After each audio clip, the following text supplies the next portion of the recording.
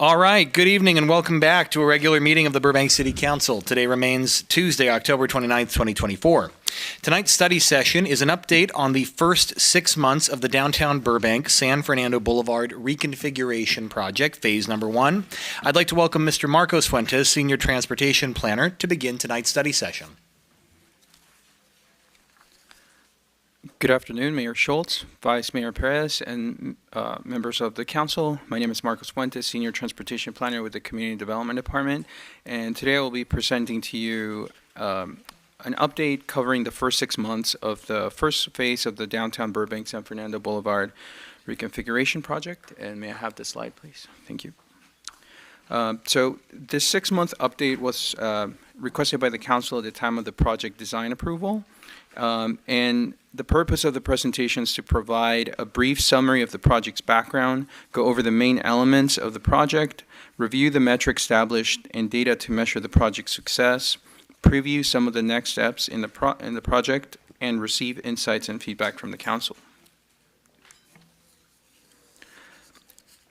So the project is one of the short-term priority projects listed in the city's Complete Our Streets plan, which was adopted in by the City Council in 2020.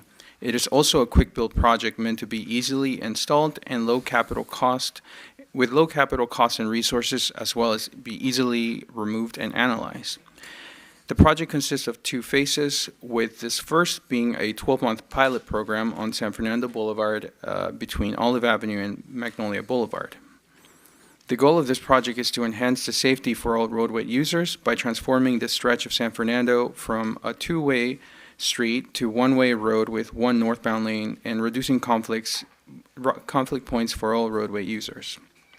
If successful, this pilot could lead to a second phase that would implement permanent infrastructure improvements such as widening sidewalks, expanding landscape and tree canopy, adding street furniture, and other amenities. This project was installed in March of this year, and some of the key features of the project includes more pedestrian areas in the form of painted curb extensions, which we see in the image in this slide, with the purpose of making this part of downtown feel more walkable, provide shorter crossing distances and visibility for pedestrians crossing the street, narrowing the one-way travel lane to maintain low vehicular speeds. The project also not only retained all pre-existing on-street parking, but added 4 new spaces, which was a priority expressed by downtown stakeholders during the design process to maintain accesses to business. By removing the southbound travel lane, some of the space was repurposed for 2 new loading areas on San Fernando Boulevard, which previously had no loading spaces and illegal parking was frequently observed. Additionally, new planters and the color used for pedestrian areas were selected to match the downtown property improvement business district branding color palette and create a cohesive aesthetic with the rest of the downtown. The following criteria was established in order to measure the project's performance and success, and were based on some of the key issues noted in the project area.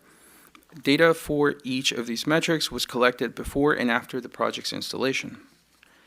The first is the implementation of countermeasures proven to improve pedestrian safety, which I will explain more in detail in the following slide. Second, improve vehicles yielding to pedestrians at mid-block crosswalks. Third is maintain low vehicular speeds at or below the posted speed limit of 25 miles per hour. And reduce illegal commercial loading along red curbs or double parking.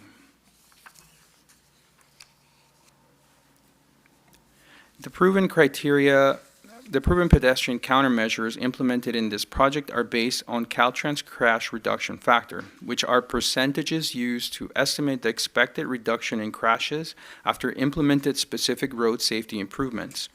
In the case of this project, converting this stretch of San Fernando Boulevard from 2-way to 1-way traffic has the potential to reduce collisions by 35%. Installing delineators, reflectors, and other object markers can reduce collision by as much as 15%. Installing curb extensions at crosswalk, like the new yellow areas, has a reduction factor of 35% for pedestrian and bicycles. and modifying street signals to give pedestrians more time to cross the street can reduce collisions for pedestrians and bicyclists by up to 60%. The first metric I will go over is crosswalk yield compliance, which is the rate of vehicles stopping for pedestrians at the 3 mid-block crosswalks in the project area, and which the yellow curve extensions help by shortening the crossing distance and improve visibility. The graph in this slide shows a comparison of cars yielding to pedestrians before and after the project went in, showing the percentage of cars yielding to pedestrians went up at the 3 locations from as low as 51% between Orange Grove and Palm Avenue to well above 80% at the 3 crosswalks. Excuse me.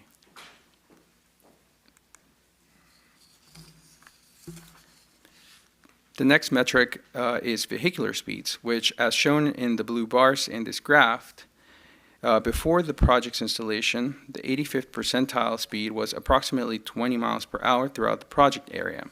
After installation and narrowing the travel lane, speeds remained fairly similar and below the 25 mile per hour speed limit, achieving the project's objective of keeping low car speeds to improve roadway safety and walkability.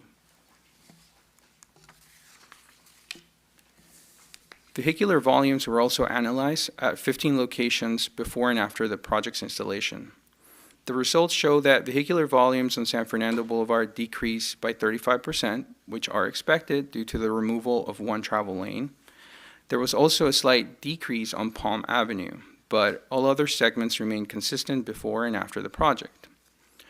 Queuing and level of service, or LOS, which is used to measure traffic flow at intersections, and is measured on an A to F scale, with A meaning free-flowing and F high congestion, were measured at 11 intersections in the project area, with all intersections maintaining a level of service of C or better, except for First Street and Olive Avenue, which dropped to D during evening rush hour, but still met city standards, while queues exceeded space at 4 intersections in downtown after the project went in.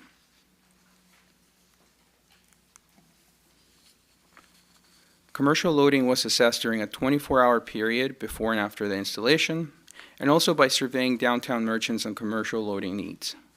The results of this data established that nearly 60% of all activity takes place between 6 a.m. and 3 p.m. in the afternoon.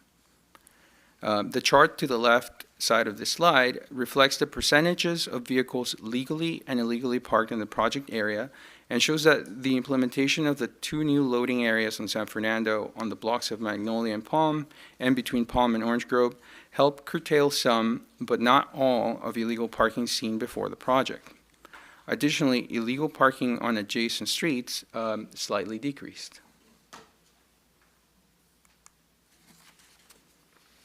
A survey was also conducted in July of this year with downtown Burbank business stakeholders regarding the project.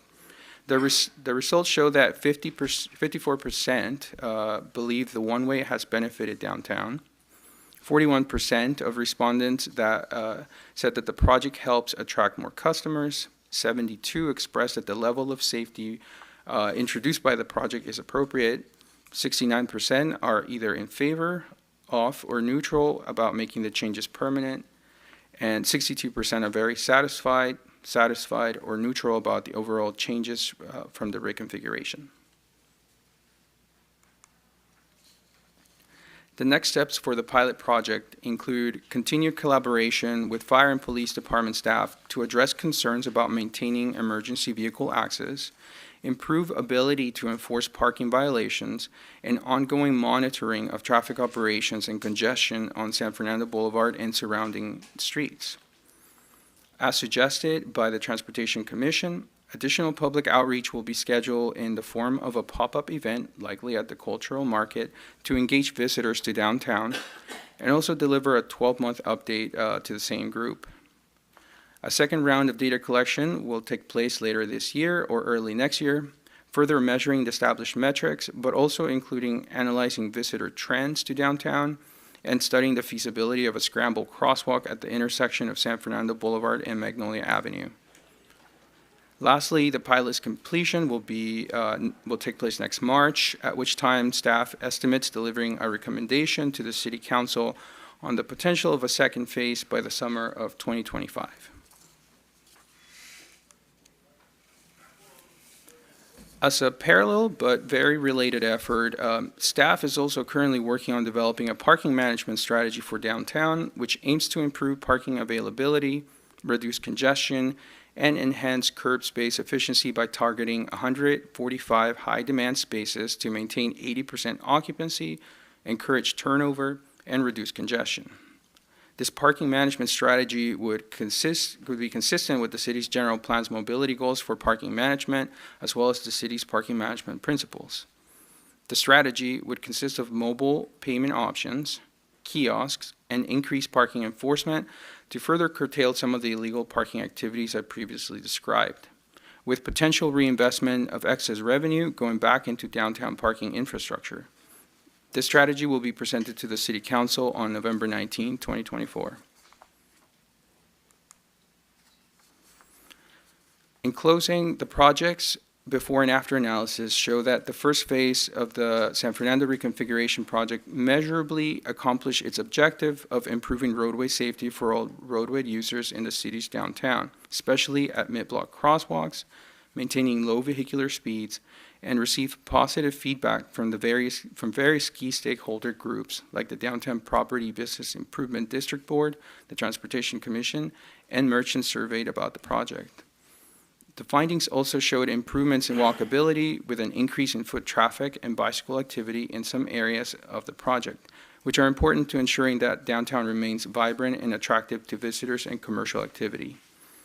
Nevertheless, challenges with illegal parking, ensuring access for emergency vehicles throughout the project area at all times, and addressing traffic congestion in specific areas will need to be monitored and addressed as the pilot moves into its second half, and in part through the possible implementation of a new parking management strategy and better parking enforcement. Once again, if successful, the pilot project could lead to a second phase that would provide an opportunity, to re-envision the city's downtown and implement permanent infrastructure improvements, such as widening sidewalks, expanding landscaping and tree canopy, adding street furniture, and other amenities. That concludes my presentation. Thank you, and I will remain available for questions. Great. Thank you very much for the exceptional presentation. We've already dispensed with public comment. There was none. So, colleagues, it goes to questions. Would anyone like to begin? Or comments? Councilmember Mullins, quick to the button. Thank you. And thanks for the presentation and the update that we had asked for when this project first started. I know we were all interested to hear how things are going in the downtown area. I actually had the opportunity to walk in the downtown area and kind of meet with some businesses and get feedback, and also had an opportunity to speak with the executive director of the chamber just to make sure, get a pulse on what's going on and see how do they like it? Has it impacted business? And if there's anything that we perhaps need to give you feedback and for improvement when you come back to us. So the items that I'm going to mention here is more of an observation to what the businesses have seen, including myself and others who have driven on San Fernando. But before I say anything, I think overall what you said in your survey, people were pleased. They weren't against it. They weren't like excited.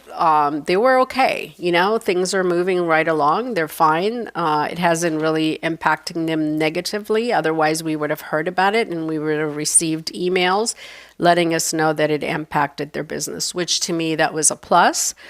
And I think people are feeling much more comfortable walking around downtown, but I think they're way too comfortable sometimes where there's still cars on that street. So they need to be extremely careful crossing and making sure the cars can see them clearly before they, cross the street. And that's kind of a feedback that I got from some individuals saying that people are just crossing the streets and they see the cars coming and they just feel comfortable because it's one way that they feel safe, which we don't want to make them way too safe that we have an accident. So I don't know if there's additional signage perhaps, or clear marking where the intersections, like you got to cross it, between the lines here, or you got to cross at the signal, whether it's Palm or Orange Grove. And because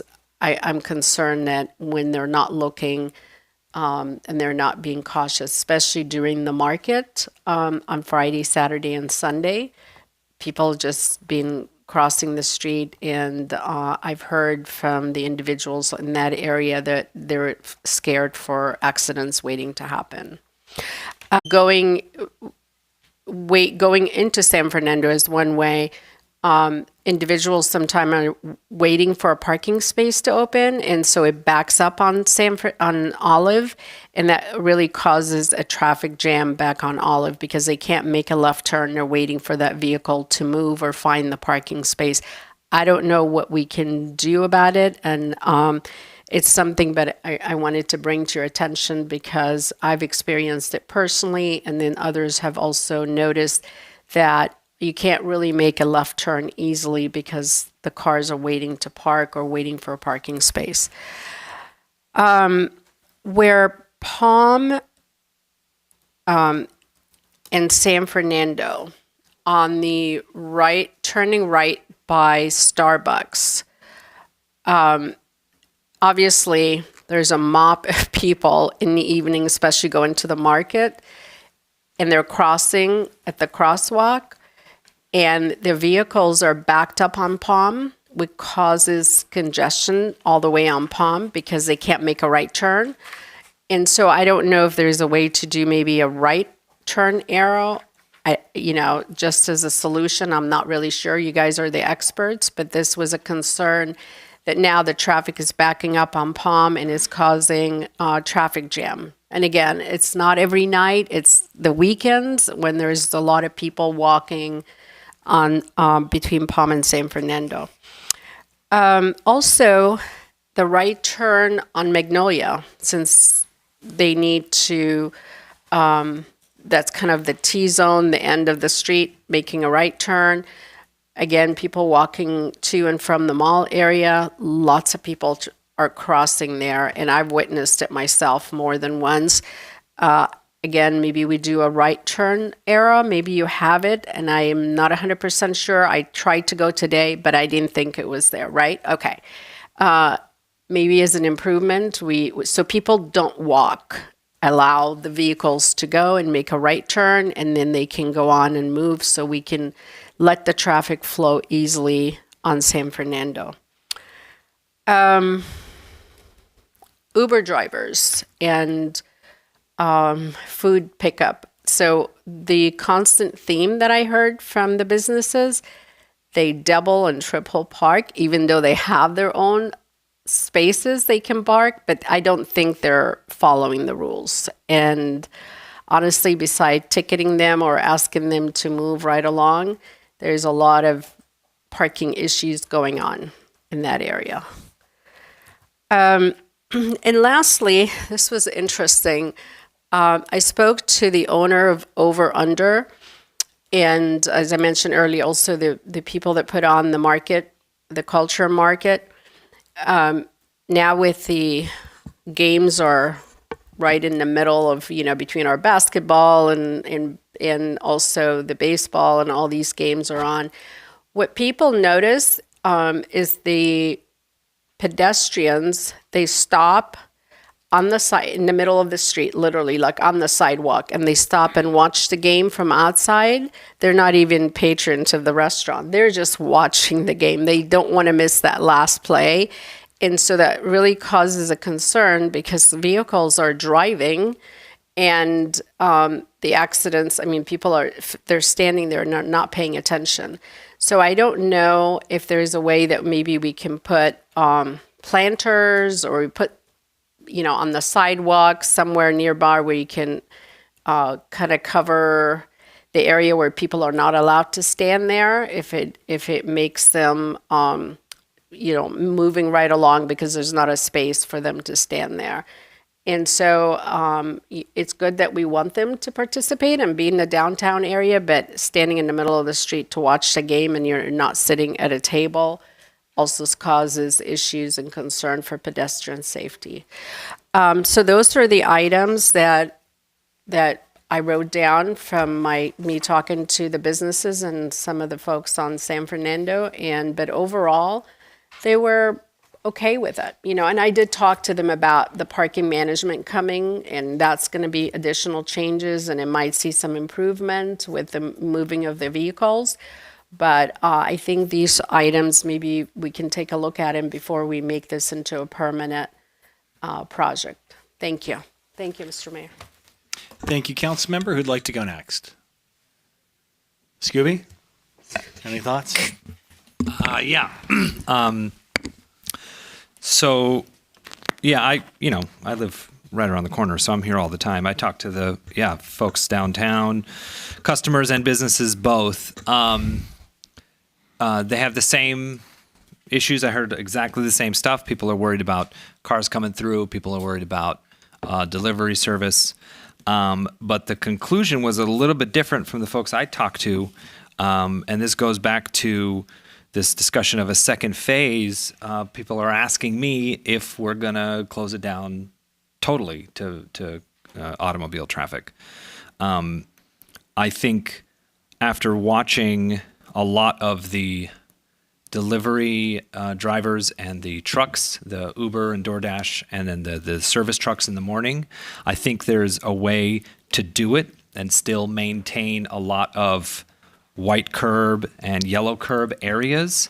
If we utilize the termination point of Palm, if we do an inlet where, Magnolia and Olive and Orange Grove cross, there's ways of utilizing some street space for yellow and white curbs to allow those delivery folks to come in and still close down the majority, especially the center parts of those blocks, to pedestrian only. And obviously that's further down the road and a discussion for the second phase, but I think it would behoove us to start thinking about that early, because that's the number one question I get from people who are talking about, hey, I really like this. I think it's working out great. Are we going to full pedestrian? Is it going to be a full promenade?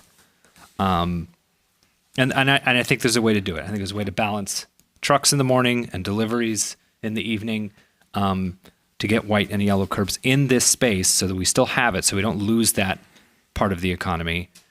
But also, like you were saying, turning into the street when there's a parking space right there blocks people off. Taking that right turn from Palm in front of Starbucks, people are crossing, so it creates a little bit of a danger. And I think it's just at this point, so many people like it down there that the traffic is slowed to a crawl anyways. The people aren't really getting. I go through 3rd Street now and 1st Street. I don't even go down San Fernando anymore. Yeah, so those are my thoughts. Thank you, Councilmember Takahashi. Oh, sorry, Vice Mayor. You called on Scooby when I was raising my hand. Velma, right? Yeah. Okay. So I want to piggyback of what Councilor Mullen said. I agree with a couple of those items at Palm and San Fernando area. Not all the time. In fact, if you go down there right now, it's probably not an issue. But during the weekends, it's a lot of folks. Can you all refresh my memory? Do we have like flashing lights there at all when it's time to cross, or no? Good evening, Mr. Mayor, members of the City Council, David Kriske, Community Development. So at Palm and San Fernando, we have pedestrian indications for people crossing, and then for the side street of Palm for vehicles, because it's a T that's entering a high pedestrian zone. A few years ago, we put in a new thing where instead of getting a green light, you just get flashing yellow. So it's supposed to help people understand that, have caution. So we do have flashers for people coming down Palm entering the intersection, but not on San Fernando. Okay. Might be worth considering. But yeah, that's definitely an intersection where there's a lot of issues, and I've noticed it too, making the turn on the Starbucks. Oh, there's something else you said that I was trying to. Oh, yes, the Uber, Lyft, food pickups. That's an issue for sure. I've seen folks get kind of upset because they block cars that are trying to leave. So any way to alleviate that, definitely have seen that as an issue. And then the last thing I would say, I don't know that I've heard a lot about closing down the street completely, and I don't know that I am fully open to that, but it might be something to consider on the weekends or on Saturdays. There are some places that do things like that because of the amount of pedestrian traffic, and it might be something worth considering in concurrence with the night market. But I don't know that I personally have heard the appetite for doing it all of the time. That's all I had. Thank you. Councilmember Takahashi, any thoughts? Yes.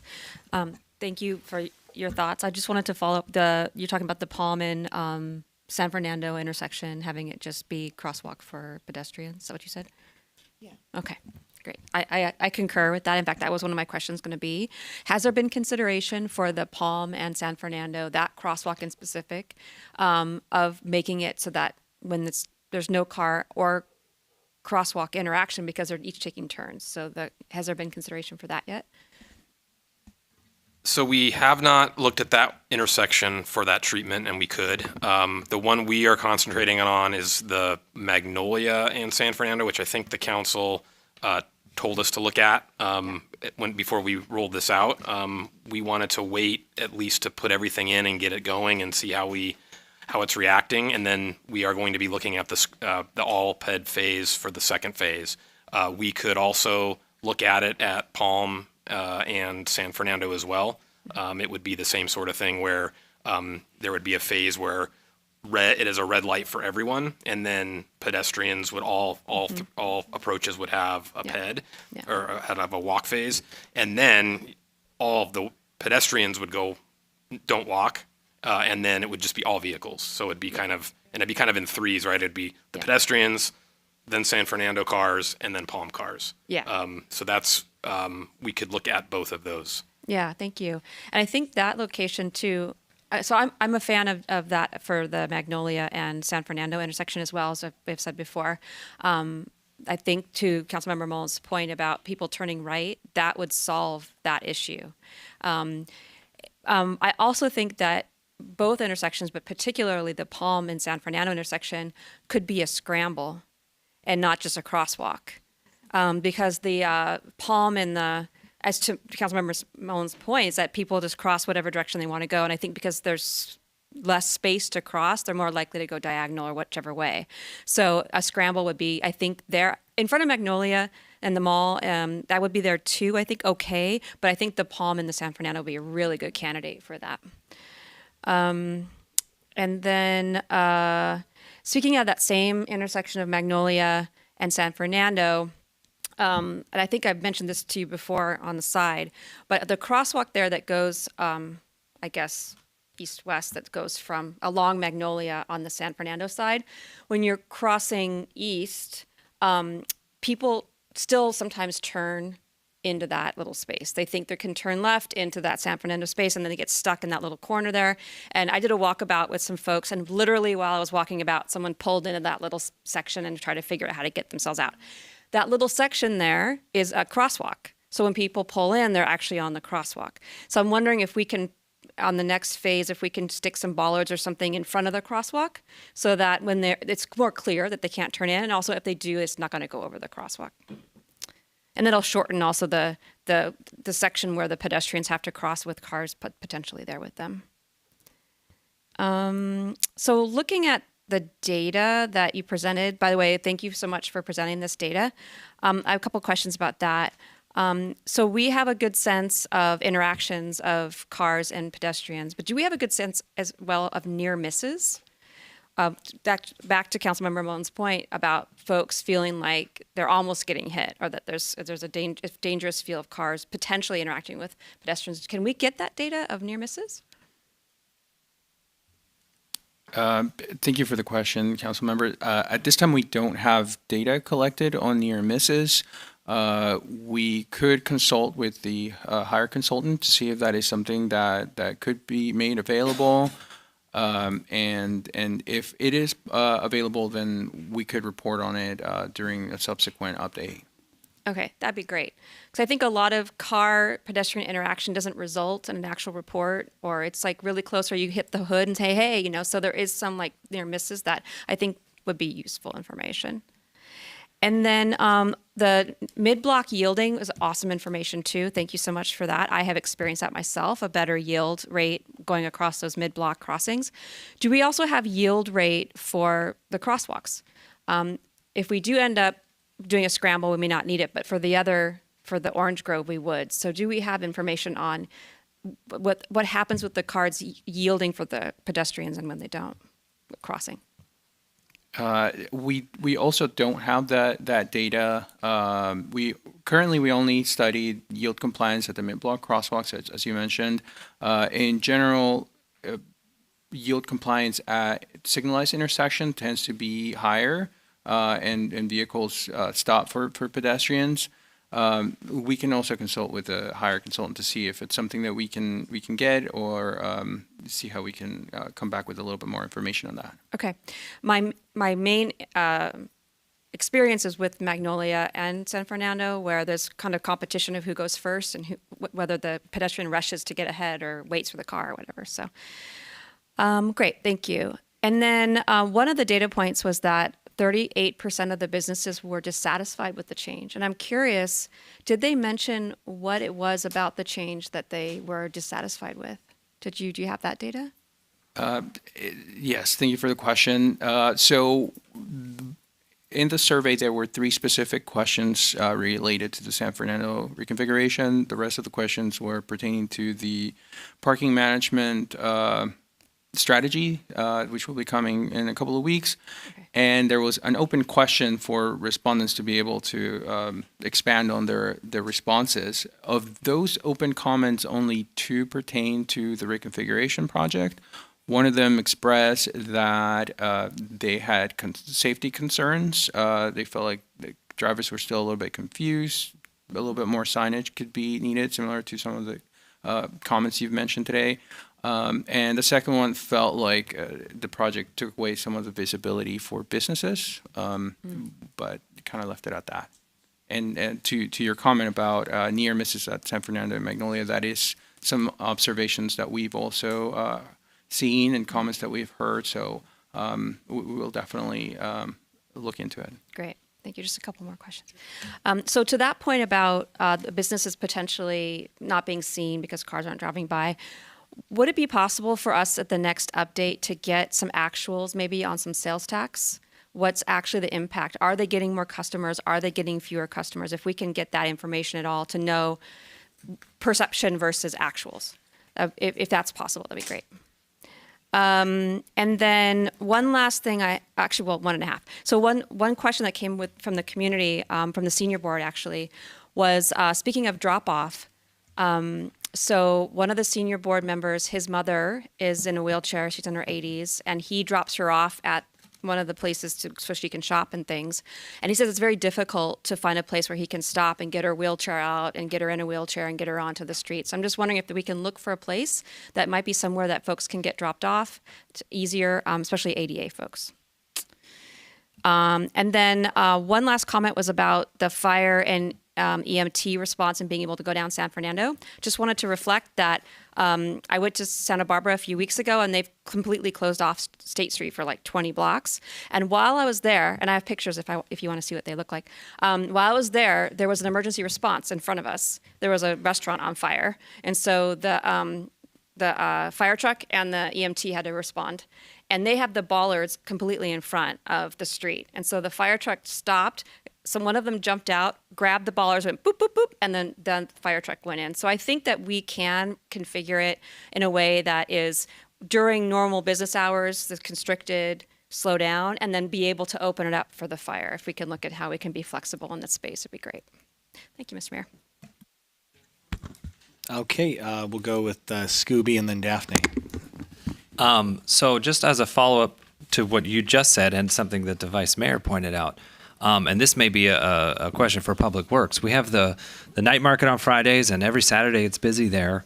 How feasible would it be to have an adjustment where Friday and Saturday evenings we close down the street for full pedestrian, just sort of as a pilot program in and of itself. Is it difficult to put up those bollards? Like, do we have people on staff? Like, I don't know, is Ken Berkman's people able to move these things quick in and out? Or is there like an easier way to store them nearby?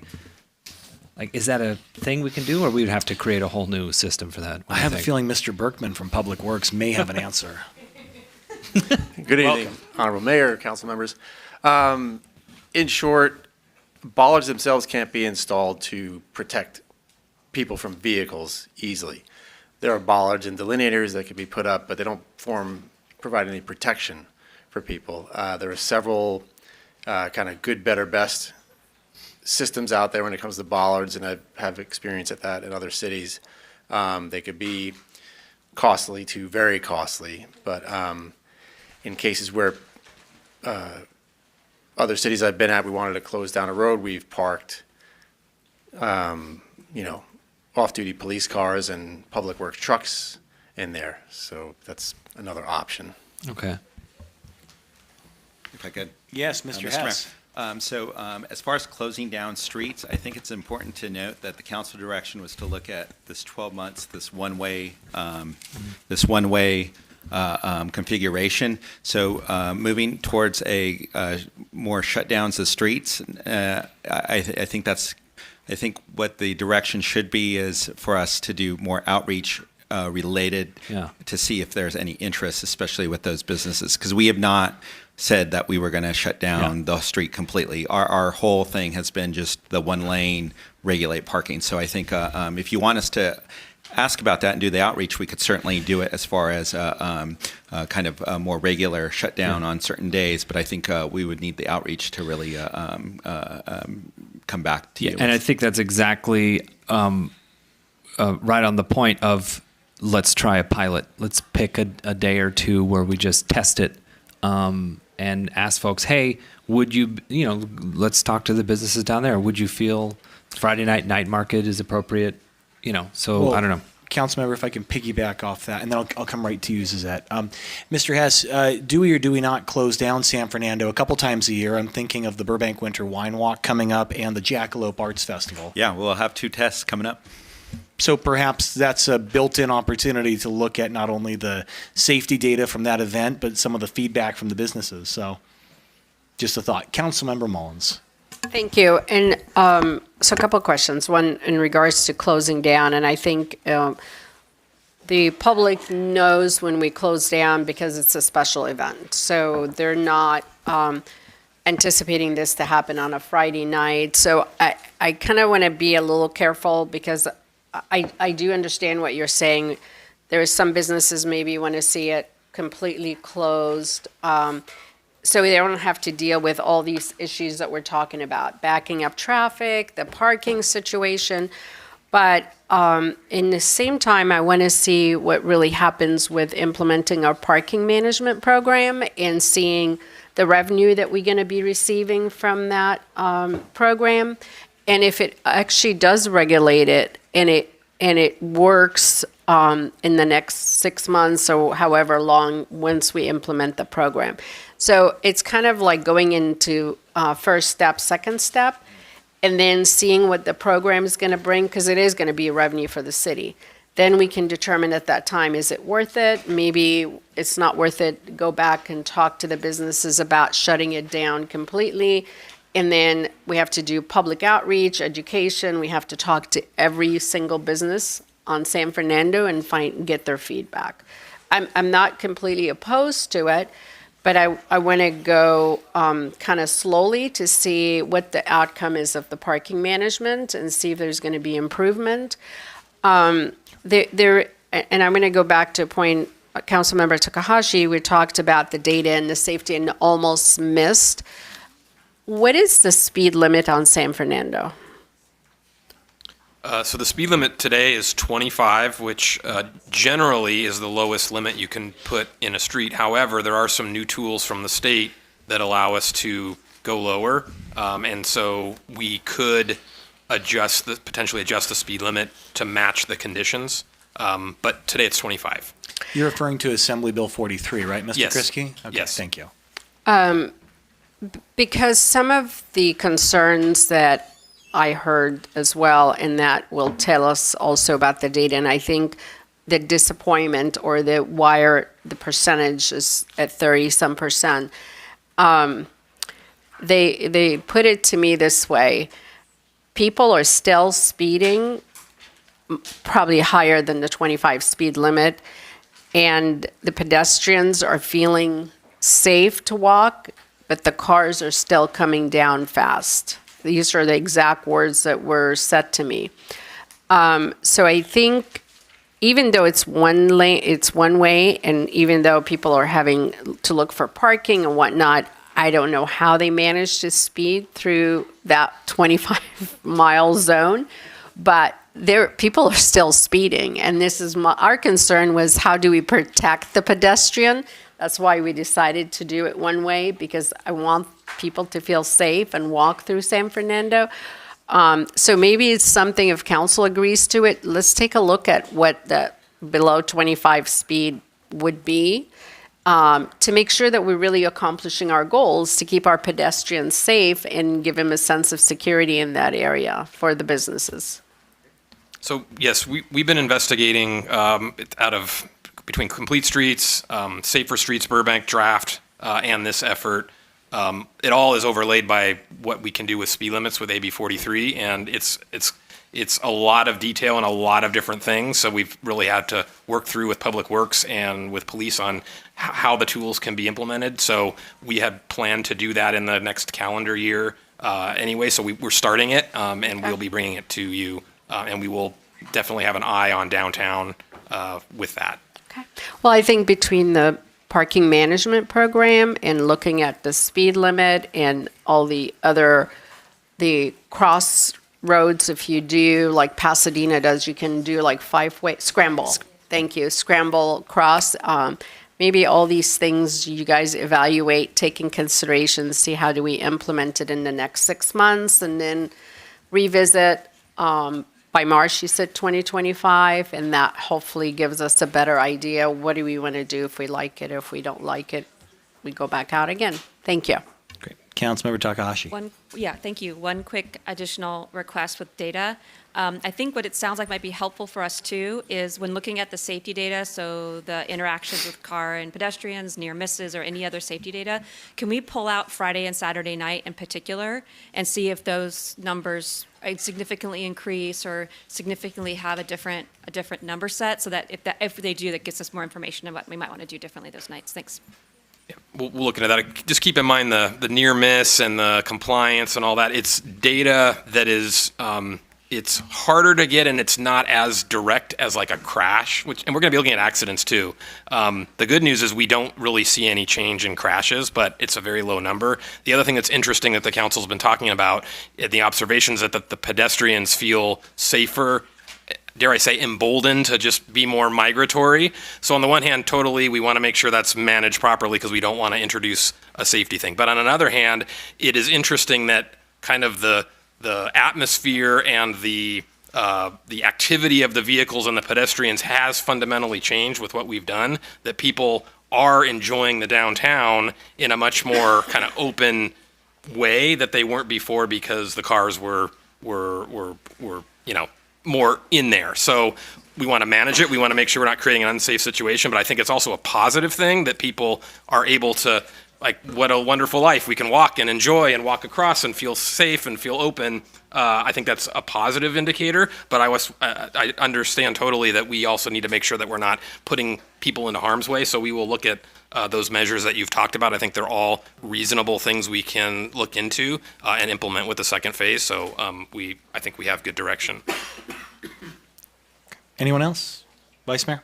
I just want to reiterate, I really would like to see the near miss data as Okay. well, because, let's be preventative. Yes, we will figure that out. And the separation of Friday and Saturday, because it sounds like what I'm hearing from my colleagues is that's a big issue. And when we tend to see most of the folks out there and we really see the interaction between a bulk of pedestrians and a bulk of vehicles, and then Okay. scrambles. Yes. Thank you. All right, I'll be quick. I think the first 6 months of this project have been a success, and I think the data proves that. We have safer streets. I don't think we have some of the negative impacts in the business community that were feared. Not to say that there isn't room for recalibration, but I think we're moving in the right direction, and I would encourage the next council to make it permanent. That's just my 2 cents. I'll also mention that I would be interested in looking at the community input on permanent closure. I think to Councilmember Mullen's points, we're many steps away from that, but there's no harm in posing the question to the public and taking the temperature. Only question I had for staff was this. You don't need to pull it up, Ms. Librato, but on slide 11, you reference that the pilot period will be complete March of 2025, but you note that the recommendation back to council as far as next steps won't come until the summer. So should the community expect San Fernando to remain a one-way through middle of next year, 2025?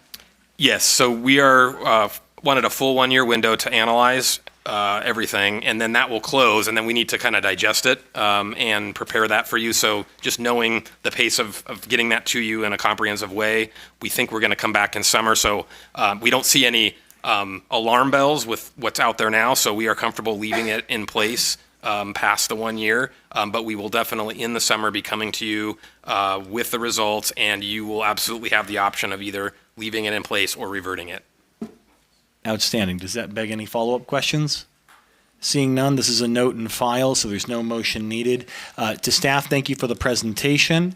We're going to go ahead and take a 5-minute recess, and then we'll reconvene the council meeting here in chambers. We stand in recess.